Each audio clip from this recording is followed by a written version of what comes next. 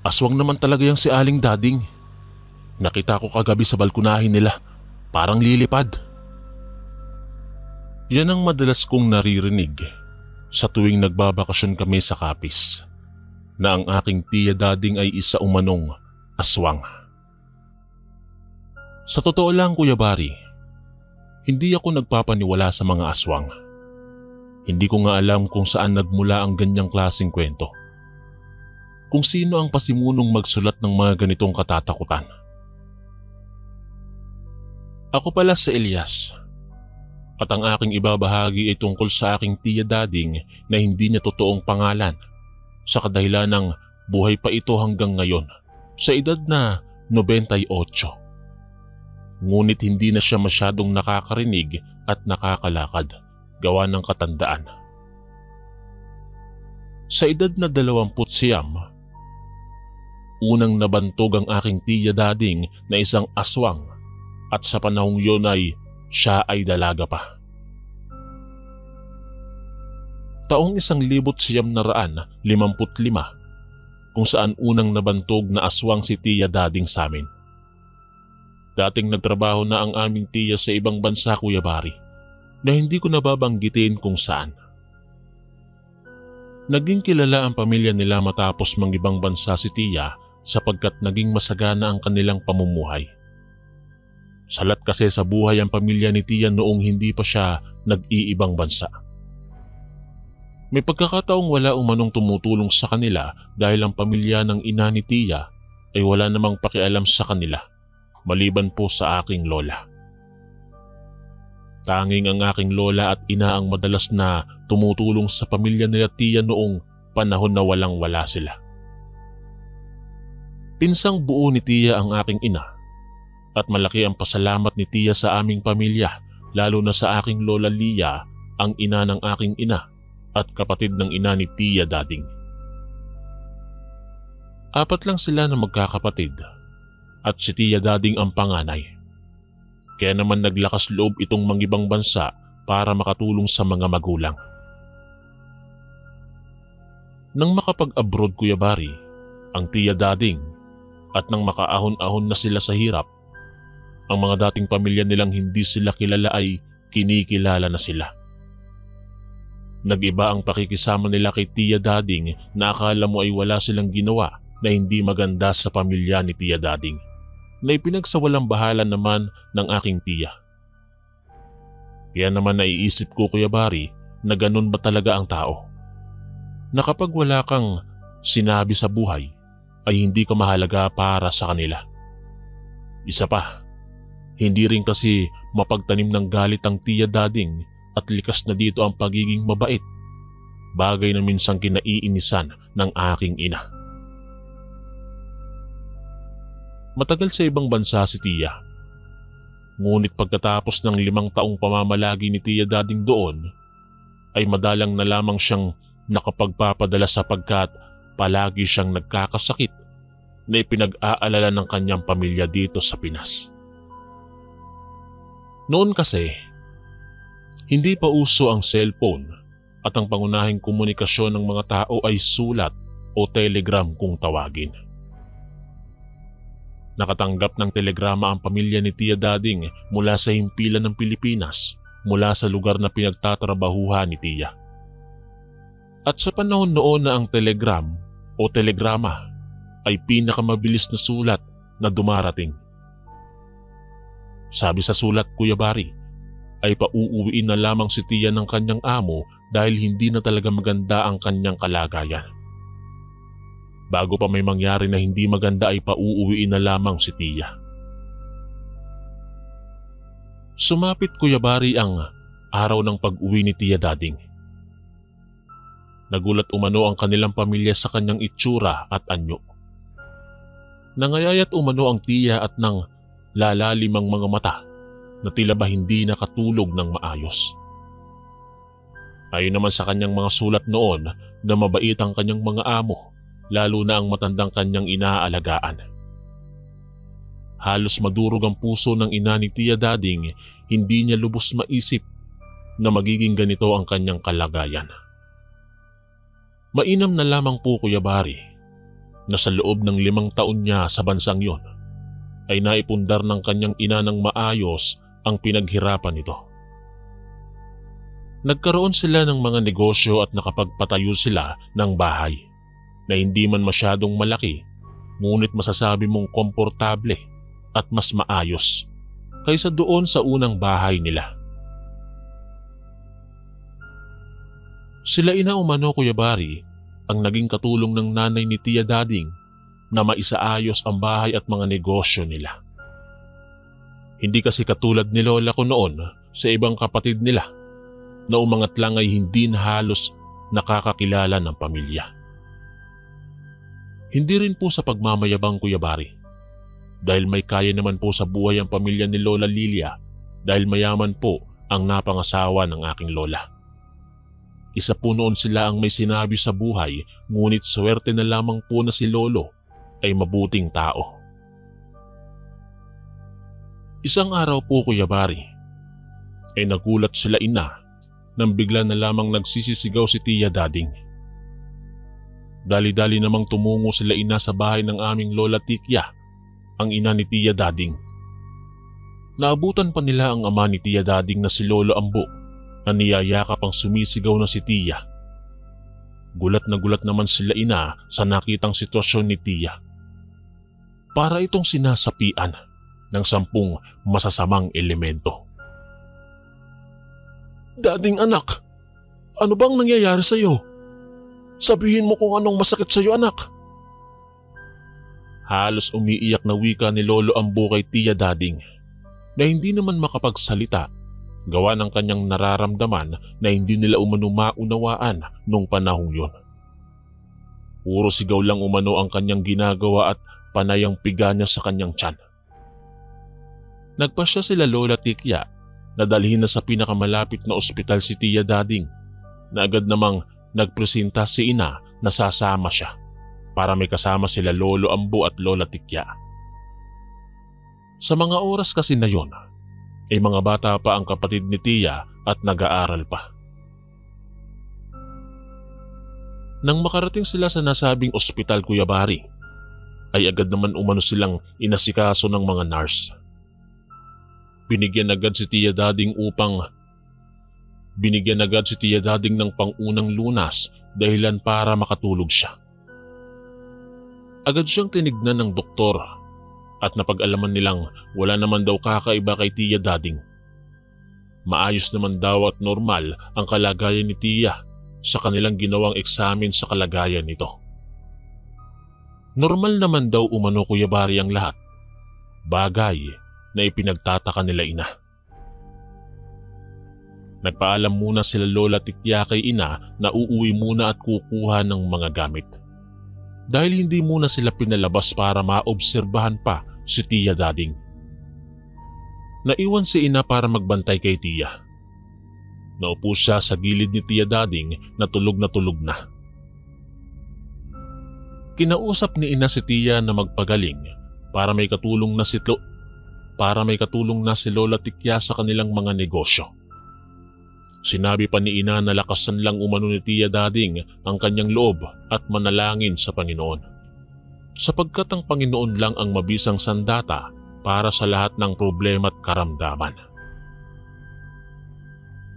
Hindi na alam ni ina kung anong oras na't napaidlip siya. Anya, na naginip siyang nakaupo daw si Tia at umiiyak.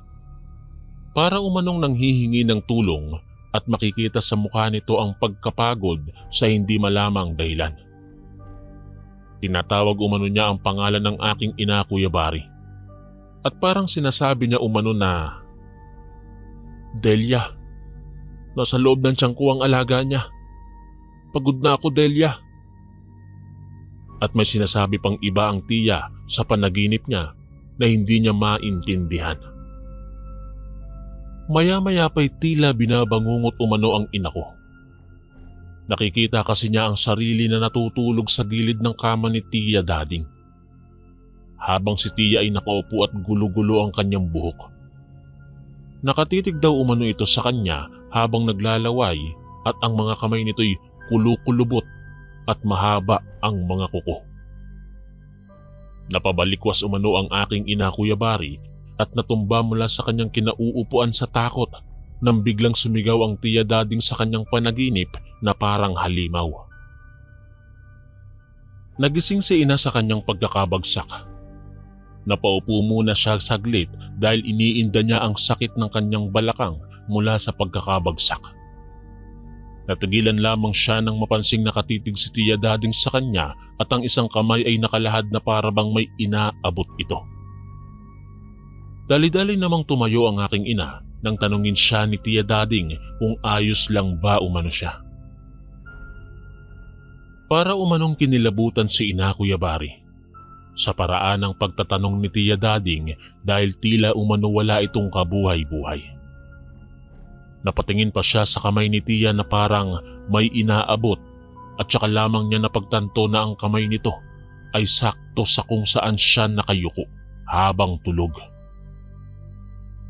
Napatingin din ng Tiya sa kanyang kamay. Tsaka muling napatingin kay ina at sinabi niyang nananaginip umano si ina at tila binabangungot. Gigisingin umano sana niya si ina ngunit natumba si ina at bumulagta sa sahig. Tinanong pa umano ni Tiya Dading si ina kung ano ang kanyang napanaginipan at impit itong napapaungol na parang takot na takot. Nagsinungaling na lang si ina na hindi niya alam kung ano ang napanaginipan dahil hindi klaro ang kanyang panaginip. Napangiti lang si Tiya at sinabi kay ina na nauuhaw siya. Dali-dali namang kumuha si ina ng tubig at binigay kay Tiya. Pagkaabot niya ng tubig kay Tiya, ay bahagya pang napatingin si Tiya sa kanya na para sa kanya ay hindi ito normal na ginagawa ng Tiya. Naglakas loob umano si ina na tanungin ng aming Tiya Dading na kung bakit ganun na lamang siya makatingin.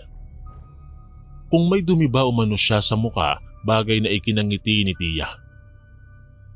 Uminom si Tiya na sinundan lang ng tingin ni ina.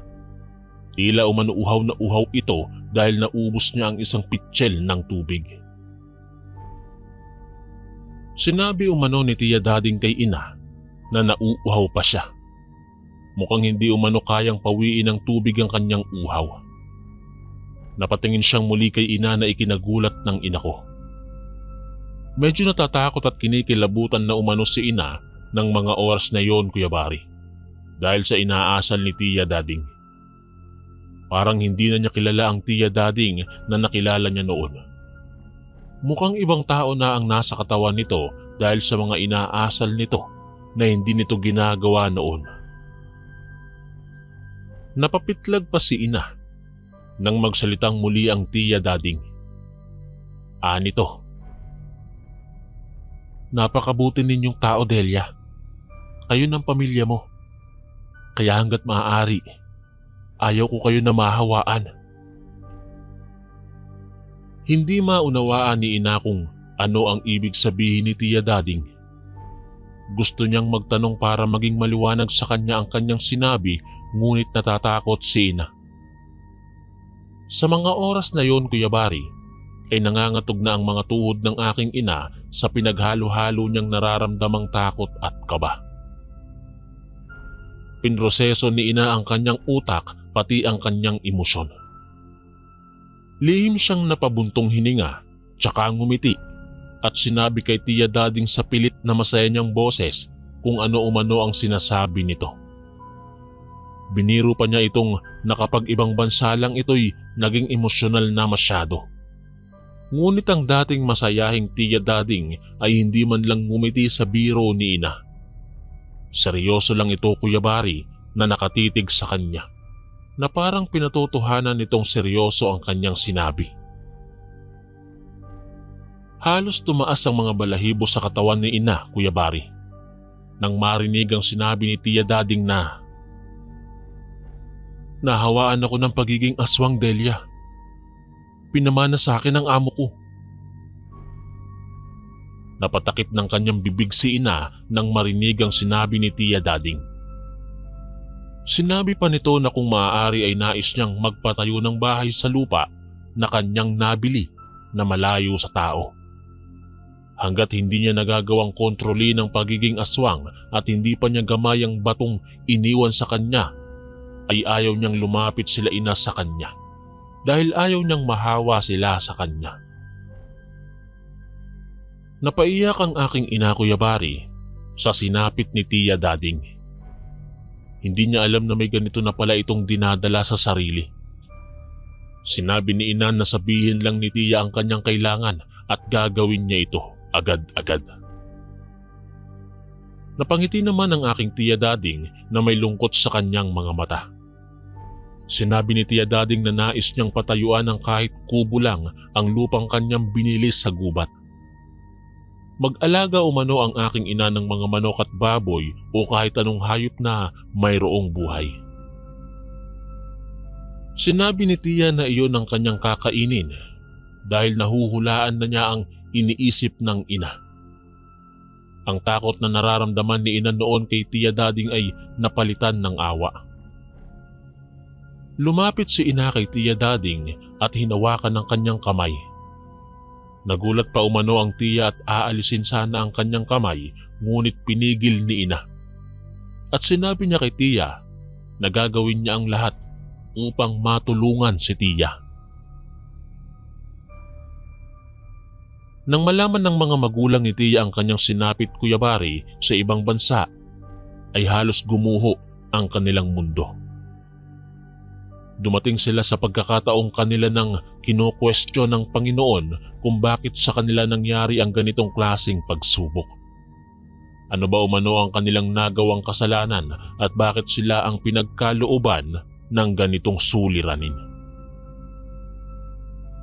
Sinabi ng aking Lola Delia sa ina ni Tia Dading na huwag mawala ng pag-asa at alam niyang makakaahon din ng Tia Dading sa pagsubok na ito. Dinala nila ang Tia Dading sa gubat kung saan ang lupa na nabili nito. Tapos na ang bahay na kanyang ipinapagawa at marami na rin siyang hayop na alaga at mga gulay na pananim. Nagpasalamat siya sa aking ina na siyang naghirap na magtanim at mag-alaga ng mga manok. Sinabihan niya sila ina na kung maaari ay huwag tutungo dito sa tuwing sasapit ang takip silim. Dahil ito umano ang oras na siya ay nagbabago at nagiging aswang. Sa panahon natin, Kuya Bari, inilalarawan ang mga aswang na isang mabagsik na mga nilalang o halimaw. May anyo silang nakakatakot na tila ba hindi ka bubuhayin kung makikita mo at makikita ka. Ngunit ang totoo, hindi naman daw umano ganon ang itsura ng mga aswang, ani ina. Para lang umano silang mga taong nasiraan ng bait at hindi na alam kung ano ang kanilang mga ginagawa. Isang gabi, sa buwan ng Abril, taong 1955, napagpasyahan ni ina na dalawin si Tia Dading. Kahit pa binilinan siya ng tiya na huwag siyang tutungo sa bahay niya tuwing kadiliman. Dahil nagbabago umano siya at hindi na niya alam ang kanyang ginagawa. Papalapit na si ina sa bahay ni Tia Dading, dala-dala umano niya ang basket na may lamang mga gulay at prutas para kay Tia. Tahimik lang na binaybay ni ina ang daan papasok ng may tila baboy ramo siyang naririnig.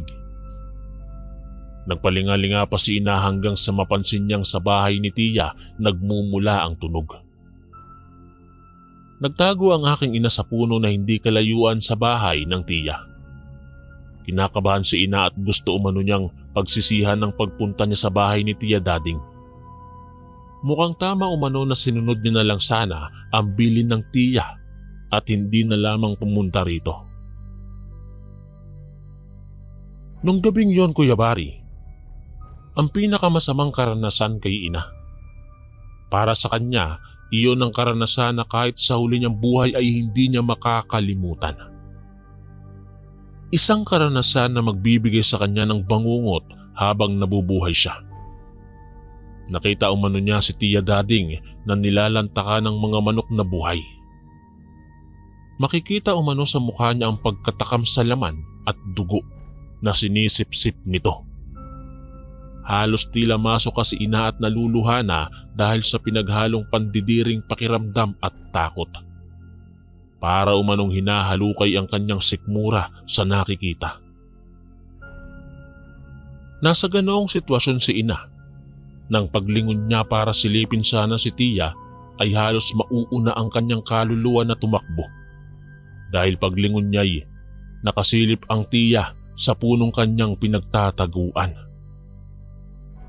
Halos magdikit na ang kanilang mga muka at nagkatitigan ang kanilang mga mata.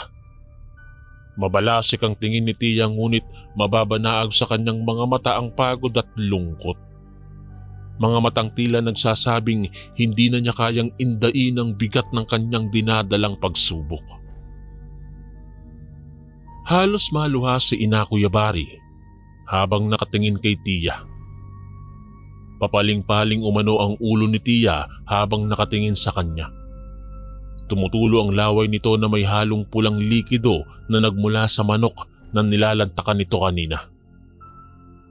Amoy na amoy pa ni Ina ang malansa na nagmumula sa hininga ni Tiya Dading habang pinagmamasdan nito ang kanyang muka. Napapapikit lang si Ina at halos hindi kumikilos dahil sa isip niya noon na kahit tumakbo siya ay tiyak na mahahabol siya ni Tiya at baka hindi pa siya nito bubuhayin. Normal lamang ang mukha ni Tiya, hindi tulad sa mga inilalarawan sa alamat na mukha ng mga aswang. Madungis nga lang si Tiya na gulo-gulo ang buhok at nangingitim ang mga gilagid gawa ng mga kinakain niyang hilaw na hayop. Maitim din ang kanyang mga kuko at ibaba ng kanyang mga mata. At ang kanyang balat ay hindi mawari ni Ina kung nag-iiba ba ng kulay o iyon ay mga dugo o katas lang ng mga hayop na napunta sa kanyang mga damit at balat. Nasa ganoon pa ring sitwasyon si Ina nang kanyang marinig ang sinabi ni Tiya Dading.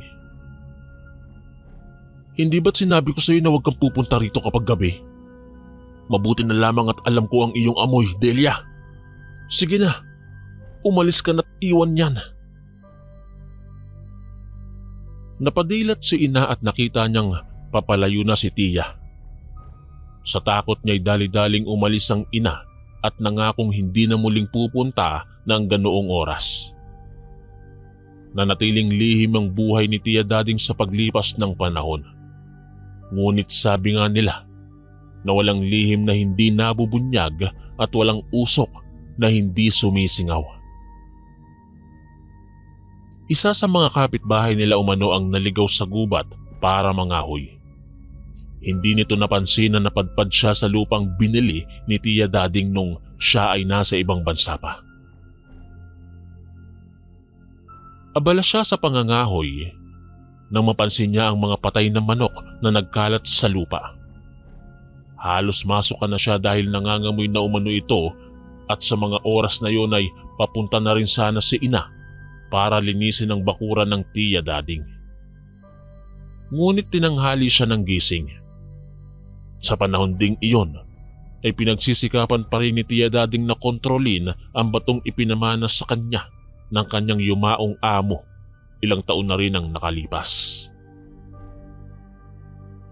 Pakanta-kanta pa umano si Ina habang papunta sa kubo ni Tiya Dading nang may biglang sumigaw. Nabitawan umano ni Ina Kuyabari ang kanyang mga dala at dali-daling tumakbo papasok sa gubat. Napahinto ang aking ina nang makita ang kanilang kapitbahay na nakasalampak sa lupa habang takot na nakatingin kay Tiya Dading. Nakatayo ang Tiya Dading sa kanyang harapan habang nakalahad ang kamay nito. Dali-dali umanong tumakbo si Ina papalapit kay Tiya Dading. Ngunit maagap siyang pinigilan ni Tiya. Hindi man sabihin ni Tiya ang mga katagang nais niyang sabihin ay alam na ni Ina ang nais nito. Nilapitan niya ang kapitbahay at pinatayo ito. Sinabihan pa ito ni Ina na huwag siyang matakot dahil si Tiya umano ay nasiraan ng bait. Yun na lamang ang sinabi ni ina sa kanilang kapitbahay at sinabi niyang may sakit sa pag-iisip si tiya, kaya ganun na lamang ang kanyang itsura. Akala ni inay napakalma niya ang kapitbahay nilang yon. Subalit dumating ang araw na pumutok ang balita sa buong baryo na si Tiya Dading umano ay isang aswang. Kitang-kita umano niya kung paano lantakan ng tiya ang mga manok na agad namang pinaniniwalaan ng buong bayan. Sa totoo po, hindi naman katulad sa mga palabas na kapag may nalaman silang aswang ay pinapakuyog nila o kinukuyog nila. Hindi tulad sa palabas na dinadala sa gitna ng plaza para sunugin o patayin ang taong napapabalitang aswang. Sa totoong buhay, kinatatakutan lang sila at patuloy na pag-uusapan na ang taong yon ay aswang. Iniiwasan din nila ang mga taong nababantog na aswang sa takot na baka sila'y mahawaan o mayanggaw. Kapag may nawawalang sanggol o namamatay na sanggol, ang taong yun agad ang pinagbibintangan. Ngunit takot silang galawin at sakta ng taong yun. Ganyan po Kuya Bari ang nangyari sa tita dading ko na kinatatakutan siya ng lahat.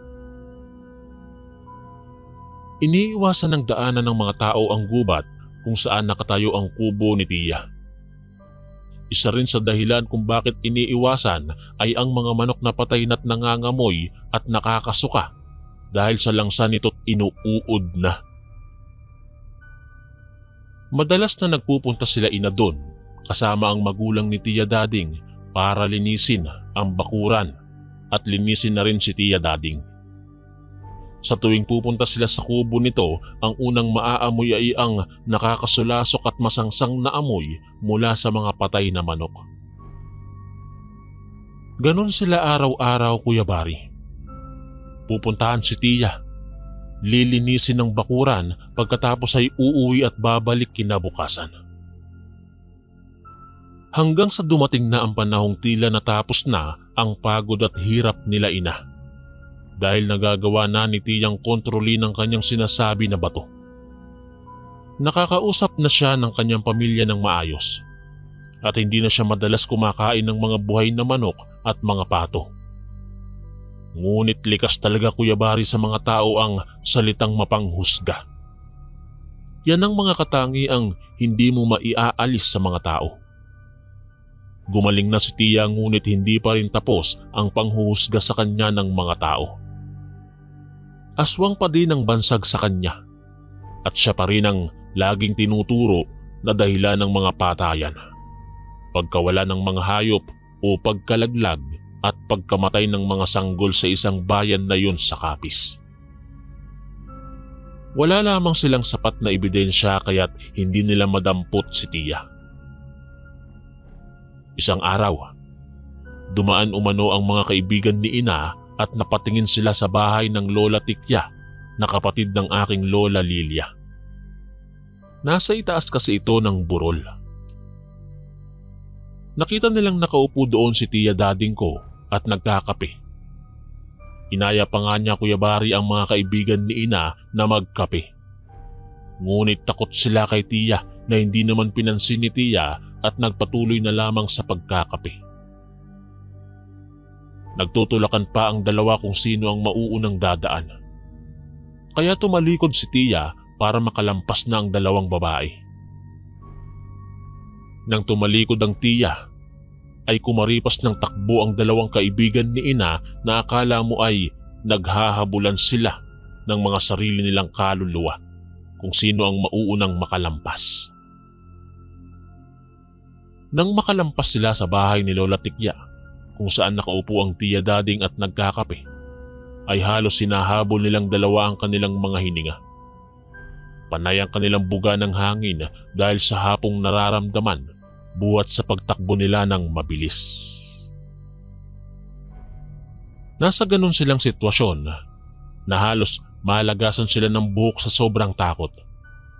Nanlalaki ang kanilang mga mata na halos hindi sila makapaniwala sa kanilang nakikita. Nasa harapan kasi nila si Tia na may dalang basket na naglalaman ng mga karne.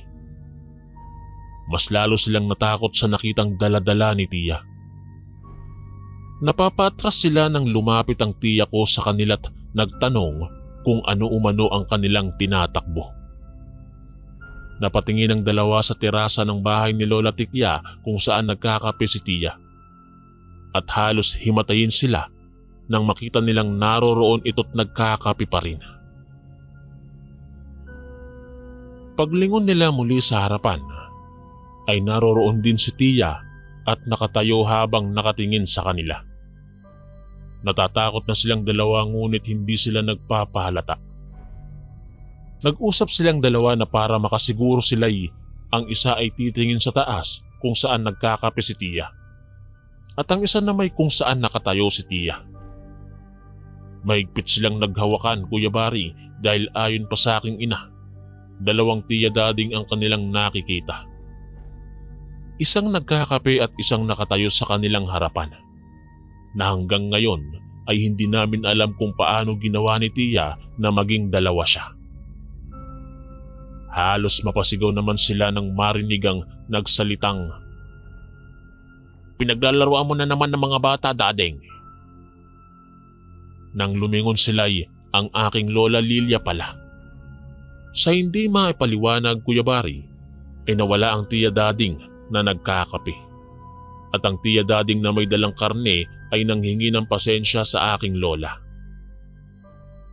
Naglakad ang Tia Dading paakyat sa kanilang bahay habang ang dalawa ay pikit matang nagyayakapan at halos hindi humihinga nang dumaan ang tiya.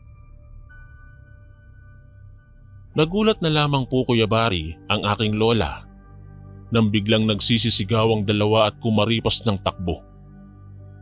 Ginulat pala sila ng aking Tia Dading kaya nagtatakbo ang dalawa. Habang si Tia ay natatawa habang paakyat sa kanilang bahay. Napapailing na lamang po ang aking lola sa ginawa ng aking Tia Dading. Isang araw, may dumaang buntis sa bahay ng Tia. Kasalukuyang noong nasa terasa si Tia at namimili ng mga bato sa bigas. Ang aking ina naman noon ay nasa labas ng kanilang bahay at nagsasampay ng matanaw niya si Tia Dading na panay ang singhot sa hangin na tila ba may inaamoy. Napatingin naman si ina sa dumaang buntis at nagulat siyang nakatitig doon si Tia. Dali-dali umanong tinungo ni ina si Tia Dading at tinanong kung may pamalo ba sila sa damit. Ito kasi ang pangunahing ginagamit ng mga tao noon para pigaan ang nilalabhan nila.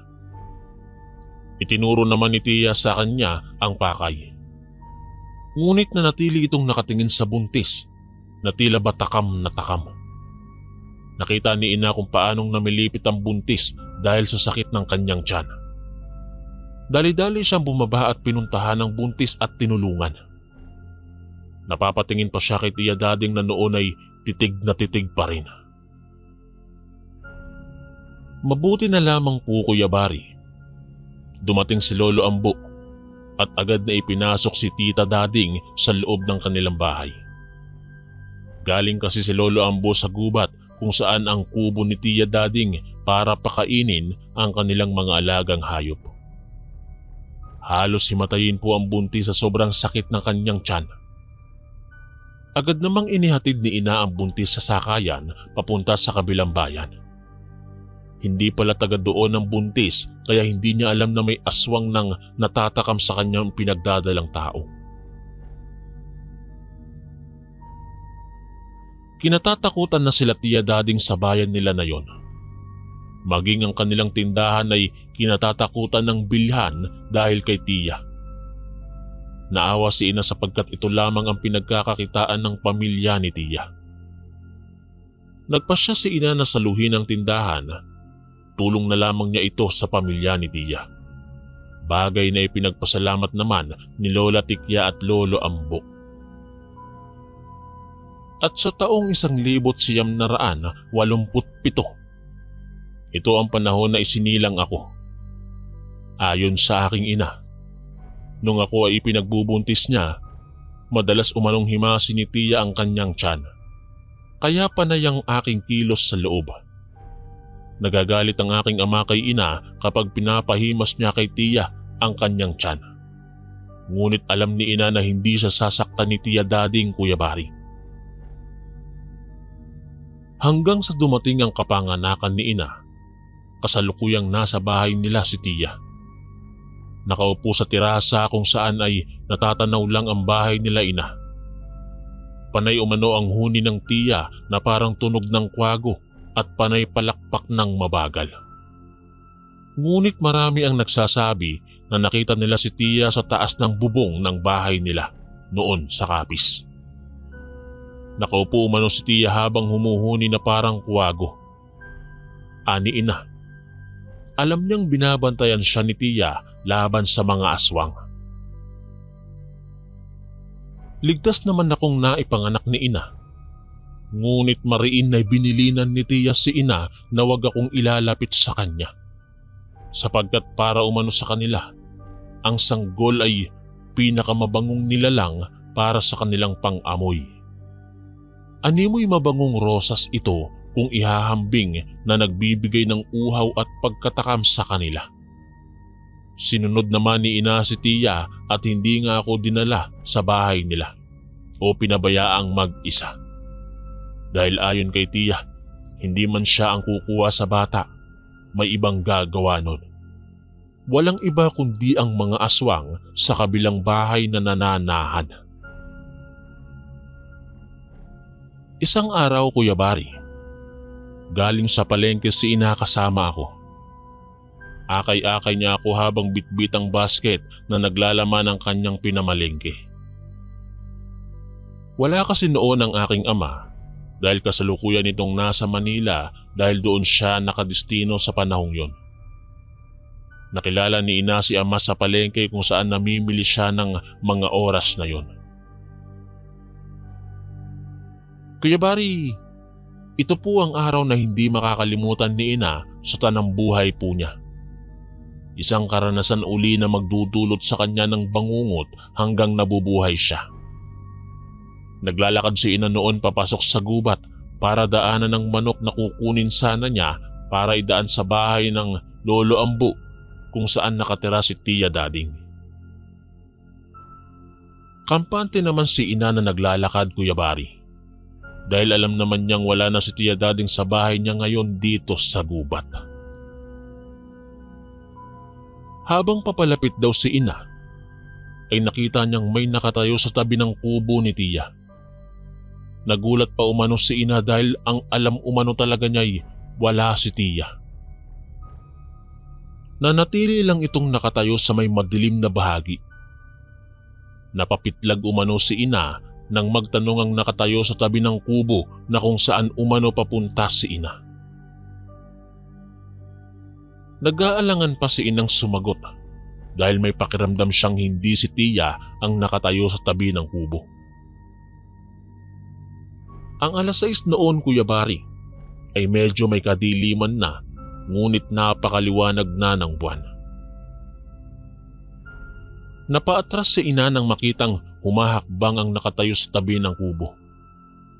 Muli siyang tinanong kung saan siya pupunta kaya sumagot na si ina na siya'y kukuha ng manok para sana dalhin sa bahay ni Lolo Ambu. Nasa ganun daw silang sitwasyon nang umiyak ako. Ibinaba muna ni ina ang dala niyang basket para lang patahanin ako. Sinilaban ng takot ang buong katawan ni ina nang sabihin ng kanyang kausap na napakasarap daw ng amoy ng sanggol. Parang ang sarap daw umanong lantakan, Kuya Bari. Nang makitang lumapit ang kaharap, ay napaatras si ina. At halos siklaban siya ng nerbiyos nang makita ang mukha ng kaharap. Hindi nga si Tiya Dading. Napakagulo ng kanyang buhok at nanlilisik ang mga mata.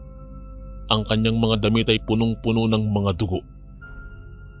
Tsaka lamang niya napansin na tila inubos nito ang mga alagang manok ni tiya dahil na rin may naapakan siyang isa na halos wala ng laman. Ani ina, Nang mga oras na iyon ay tila nawalan na siya ng pag-asa. Natakot siya para sa buhay namin. Natakot siya para sa buhay ko. Naiisip na din ng ina ko. Nakawawa naman ako. Hindi ko na masisilayan ng mundo kung sakaling hindi niya ako maipagtanggol. Alam niyang wala siyang sapat na lakas para labanan ang nilalang na nasa kanyang harapan. Ngunit gagawin din niya ang lahat ng makakaya niya, maprotektahan lamang ako. At gagawin niya ang lahat para hindi ako maagaw ng nilalang na nagbabalak na ako'y lantakan. Tatakbo na sana si ina sapagkat akto na siyang hahabulin ng nilalang na nakakatakot. Ngunit laking gulat daw po niya na may biglang sumulpot sa napakabilis na pagkilos at tinangay ang nilalang. Nagpambuno sila. Ang kanilang mga boses ay parang mga pusang nag-aaway, Kuya Bari.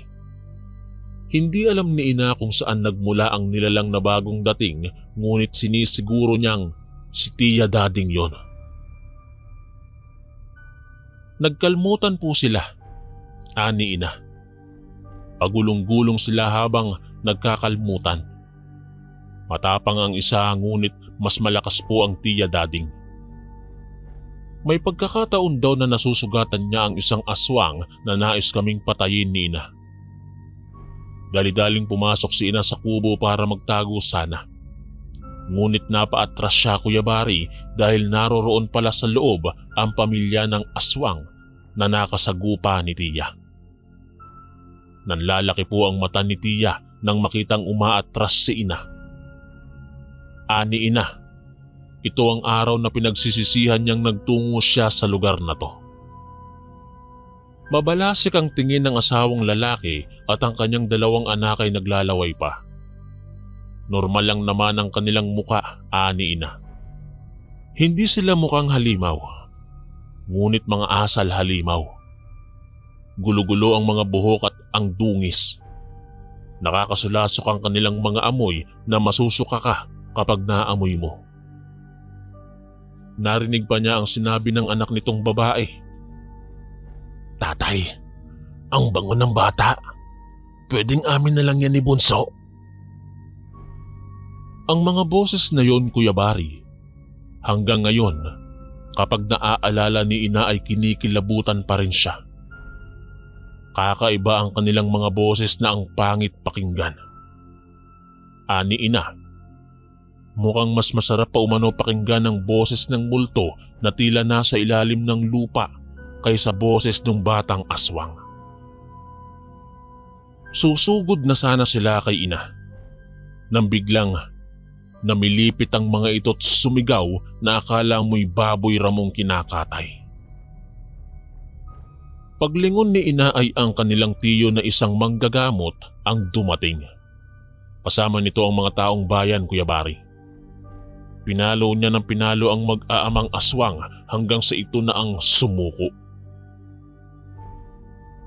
Nagmamakaawa ang mga ito na wag na lamang silang saktan at payapa nilang lilisanin ng lugar at hindi na muling magpapakita pa. Umalis silang walang lingon-lingon. Habang ang aking tiya ay nananatiling nakatayo't tinatanaw na paalis ang mga aswang. Pakunway pumasok siya sa kubo't isinarado ito. Ani Tiyo Emong, hayaan na lamang ang Tia Dading at ito ang kanyang paraan para pakalmahin ang sarili at maging maayos ang lahat. Nalaman ni ina na si Tia Dading ang nagpatawag kay Tiyo Emong at nagsabi sa taong bayan na may aswang na nais kaming patayin ni ina. Sinabi niyang sundan siya't iligtas kami dahil hindi umano nag-iisa ang aswang at hindi niya ito kakayaning mag-isa. Masaya si ina dahil hindi kami pinabayaan ni Tia Dading kahit pa iba na ang takbo ng utak nito't hindi na katulad dati. Hindi ko alam, Kuya Bari, kung paano paniniwalaan ng ganoong kwento na para sa akin ay parte lang ng isang alamat. Siguro para sa akin na sa syudad na lumaki, lalo na sa mga kapatid ko, ay napakahirap paniwalaan kung totoo ba, ngunit para sa Nanay Delia ko, ang aming ina, ay magsisilbi itong isang hindi malilimutang karanasan. Alinman ang totoo, Kuya Bari, ang mga taong nakaranas lang ang siyang makakapagpatunay na ang kwentong katang-isip lang para sa mga makabagong henerasyon ay isang masalimuot na karanasan para sa mga nabuhay sa lumang panahon. Sa ngayon po, Kuya Bari, narito na po kami sa Metro Manila. Lumipat kami rito sa taong 1979. Dito na rin ipinanganak ang aking 3 kapatid. Ang aking mga magulang naman ay pareho pa naman pong magsigla sa awa ng Diyos. At kung inyong tatanungin kung buhay pa ba ang tiya, sa awa ng Diyos ay malakas pa naman sa edad na 98 at kasalukuyan na sila'y nananahan sa Samar. Ang huling habilin ko, Kuya Bari, na huwag kayong matakot sa kapitbahay niyong aswang dahil hindi kanyang tataluhin. Ani ina, mainam pang magkaroon ka ng kapitbahay na aswang kaysa kapitbahay na buhay ng iba ang binabantayan. At talagang naniniwala ako doon. Maraming salamat po, Kuya Bari, kung sakaling maitampok mo ang aking kwento. Ang kwento ni Tia Dading. Mabuhay ka at ang inyong programa. At sa lahat ng mga bumubuo nito. Lubos na gumagalang. Elias. Ito naman po ang ating pangalawang kwento. Magandang araw po sa inyo, Kuya Bari, pati na rin sa lahat ng inyong tagapakinig. Ako nga po pala si Maylene, 25 anyos at isang housewife. Ang mga kwentong ibabahagi ko po sa inyo ay nangyari noong bago pa lamang kaming kasal ng aking asawang si Rico. Kuya Bari, security guard po ang asawa ko. Kaya naman kapag gabi ay mag-isa lang ako sa bahay. Graduate din naman ako ng HRM. Pero sabi nga ng asawa ko, manatili na lang daw po ako sa bahay para bantayan ang una naming anak. Siguro na-trauma na rin siya dahil nakunan ako noong unang beses akong nagbuntis. Nagtatrabaho po kasi ako noon sa isang hotel dahil na rin siguro sa pagpupursige kong makaipon bago manganak, mas pinag-iigihan ko pa ang trabaho. Kaya naman nalaglag po ang batang dinadala ko. Sobrang lungkot namin noon, Kuya Bari. Halos hindi kami nagpapansinan ni Rico. Alam kong sinisisi niya ako sa pagkawala ng anak namin. Hindi niya lang magawang sabihin sa akin ng harap-harapan.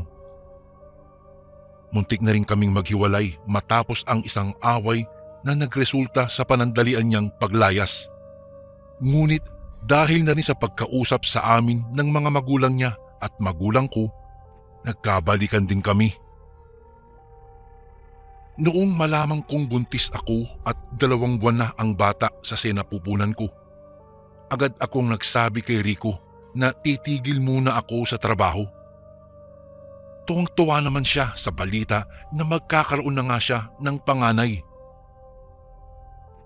Nang mga anak ako ay hindi na muna ako pinabalik ni Rico sa aking trabaho. Sabi niya, mas mabuti raw kung ako mismo ang mag-aalaga sa anak namin na si Angel kaysa magbayad pa kami ng kasambahay. At ganoon nga po ang setup namin sa bahay. Sa umaga, darating si Rico mula sa trabaho. Ako naman ay gigising at maghahanda ng agahan at mga kakailanganin ni Baby Angel. Pagdating ng gabi, saka umaalis si Rico para magtrabaho. Kung kaya't naiiwan kaming dalawa ni Baby. Simula po noong hindi na ako nagtatrabaho at naiiwan tuwing gabi sa bahay, lagi akong dinadalaw ng masamang panaginip. Ganito po ang nangyayari. Sa una ay naglalakad ako sa isang madilim na kalsada. May mga poste ng ilaw pero sobrang dilim pa rin dahil pugot ang mga poste. Maglalakad ako na maglalakad nang walang patutunguhan hanggang sa tumatakbo na ako sa dahilang hindi ko naman alam. Tumatagaktak na ang pawis sa mukha at katawan ko. Hinihingal hanggang sa mararating ko ang isang lugar na may kaisa-isang poste na may ilaw. Lalapit ako dito at saka lalabas mula sa dilim ang isang matandang may dalang kung ano. Ibibigay niya sa akin ang daladala niya na hindi ko maaninag sa sobrang tamlay ng ilaw mula sa poste. At kapag akmang kukunin ko na ang bagay sa kamay ng matanda, saka na ako magigising. Hinihingal at puno ng pawis. Lalabas ako mula sa kwarto para uminom ng tubig. Hindi na ulit ako makakabalik pa sa pagtulog ng maayos. Kuya Bari, halos araw-araw kong napapanaginipan ang matandang iyon. Umaabot minsan sa puntong natatakot na akong matulog dahil sa mga ganoong panaginip. Papaano na lang kung hindi ako magising? Halos bawas na rin ng oras ng tulog ko kaya tuwing umaga ay pakiramdam ko lagi akong nangihina at nahihilo. Tinatanong sa akin minsan ni Rico kung napupuyat daw ba ako sa pag-aalaga ng anak. Pero sabi ko sa kanya, hindi lang talaga ako minsan makatulog sa gabi. Ayokong sabihin sa kanya dahil alam kong hindi rin naman siya maniniwala. At dumating na nga ang gabing pinakakinatatakutan ko. Noong makatulog ako ay agad akong napadpad sa itim na kalsadang iyon. Katulad pa rin ng dati. Walang mga pugot na mga poste ng ilaw. Mabilis na ang takbo ko. Pakiramdam ko ay may sasakmal sa akin na kung anong halimaw sa likod ko. Kaya tumatakbo ako ng tumatakbo. Hindi lumilingon. Gusto lang makatakas. At noong marating ko ang lugar na may poste ng ilaw, tumigil ako. Dahan-dahang naglakad papalapit dito. Alam ko na lalabas mula sa dilim ang matanda. Ngunit nang lumitaw ito ay nagulat pa rin ako. Lumapit siya sa akin ng mabagal. Parang hindi nga siya naglalakad. Tila ba lumilipad siya sa hangin. Paglapit niya sa akin, inilahad niya ang bagay na nasa kamay niya. Tiningnan ko ito. Kulay itim. Itim na kanin na kasya lamang sa palad ng kamay niya. Dapat magigising na ako pero hindi po ito nangyari.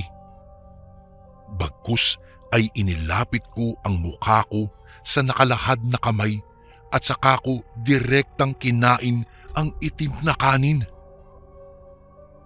Inubos ko ito lahat. Dinilaan ko pa nga ang tira. Ang naalala ko na lamang ay mapait ang lasa ng kanin. Pero para bang sarap na sarap ako sa aking kinakain. Pagkatapos noon, nginitian ako ng matanda. Isang nakakatakot na ngiti at saka niya sinabi,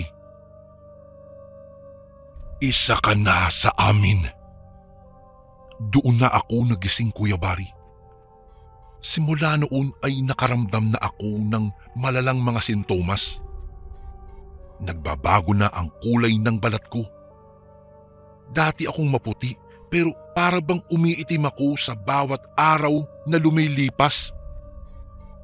Nalalagas ang maraming hibla ng buhok ko tuwing naliligo ako na ipinag-alala ko na dahil baka simptomas na ito ng mas malalang sakit. Bago ko po ipagpatuloy ang kwentong ito ay may request sana ako sa iyo kasundo. Isang pindot lang ito kasundo sa subscribe button namin. Malaking tulong po ito sa amin kasundo upang mapagpatuloy pa namin ang mas marami pang magagandang kwento. Salamat sa pag-subscribe mo, bagong kasundo.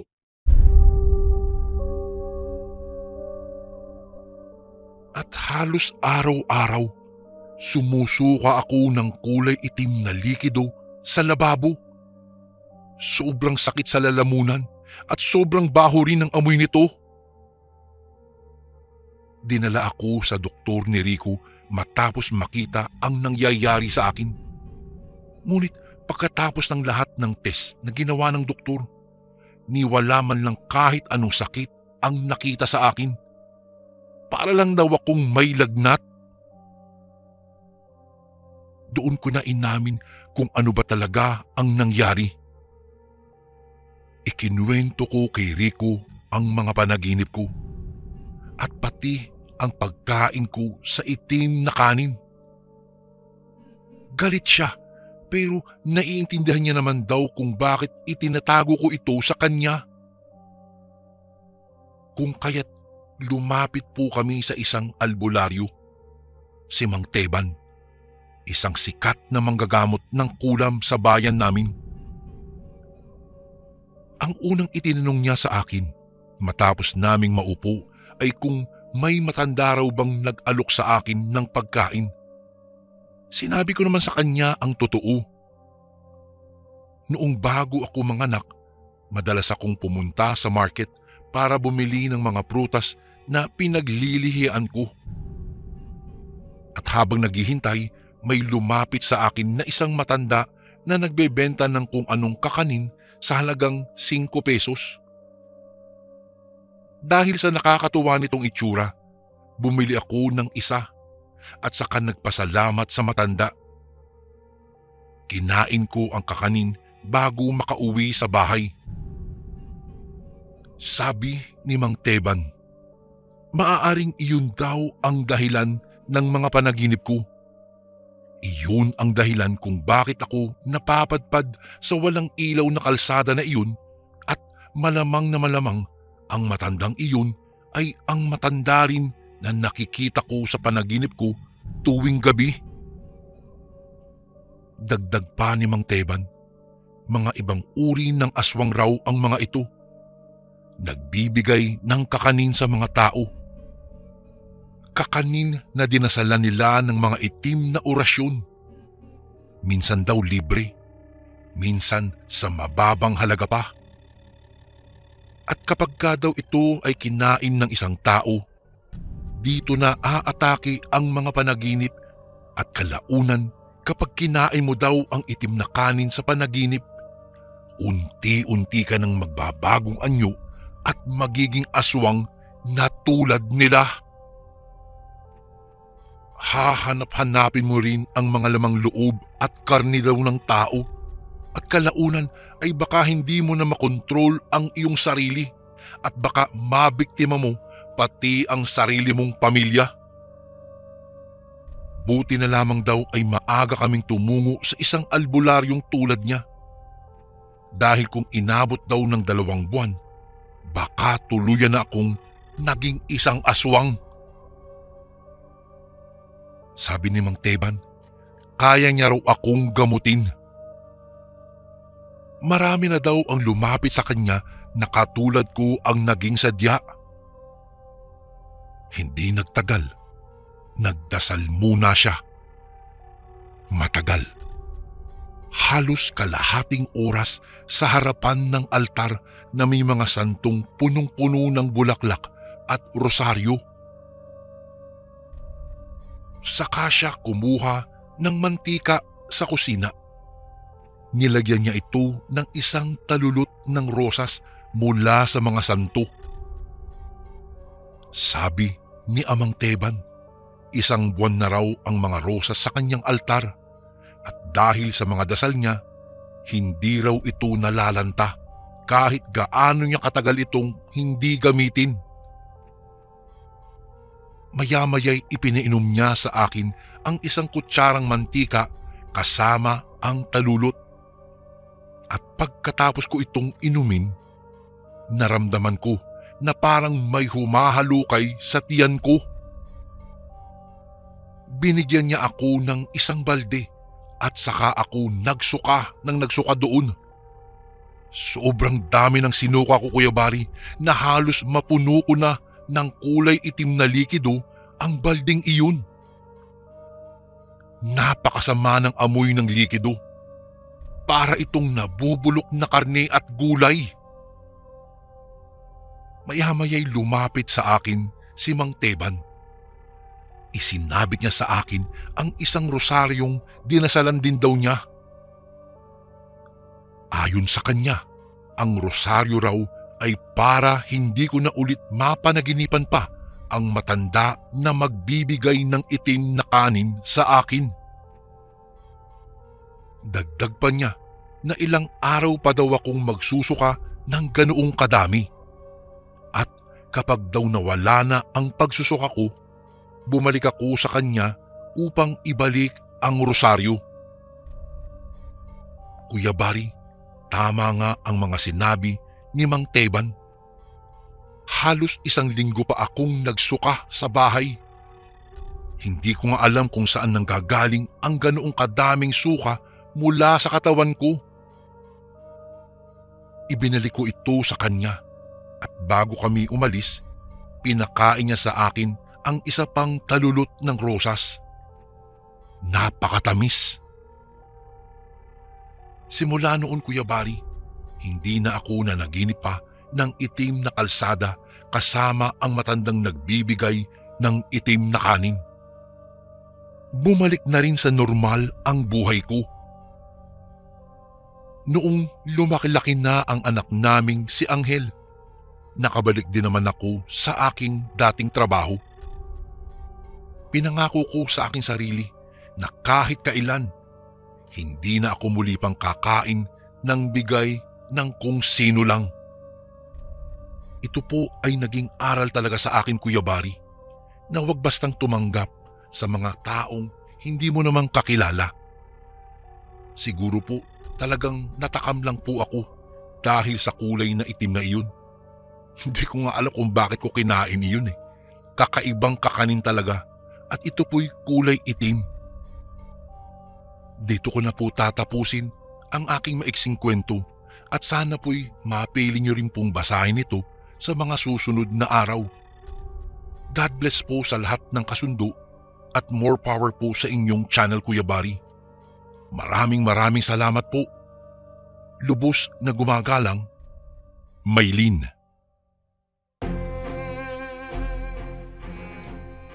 And again, maraming salamat po mga kasundo. Don't forget to subscribe and i-click nyo lang po yung bell na button para updated po kayo sa mga upcoming videos namin na paparating. Maraming salamat po ulit. God bless and ingat po lagi dyan. Ito po si Kuya Bari at ako ang sundo.